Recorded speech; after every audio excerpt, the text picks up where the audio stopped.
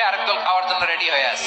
জামাত ইসলামের একটা ধর্ম ব্যবসায়ী, আর এই যে একটা জামাত ইসলামের আমিরকে এমন আধুনিকতার তত্ত্ব দিচ্ছে যেগুলোর সাথে বাস্তবতার কোনো মিল নাই। এদের রাজনৈতিক সত্তাই হচ্ছে ধর্ম ব্যবসা করা। এই সরকারের সবচেয়ে অসহনীয় এবং অসহ্য বিষয় হচ্ছে এই জামাত ইসলামকে নিয়ে বেশি বাড়াবাড়ি করে।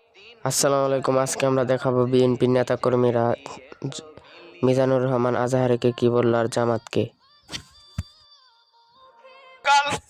আমরা একটি বৃহৎ অন্য রাজনৈতিক দলের নেতার মুখে শুনলাম যে এক দল খেয়ে গিয়েছে, আরেক দল খাওয়ার জন্য নাকি বসে রয়েছে। এখানে কিন্তু বিএনপির এই নেতাকর্মী ভণ্ড বলছে মিজানুর রহমান আজহারীকে, আর জামাতকে কিন্তু এখানে অপমান করা হয়েছে।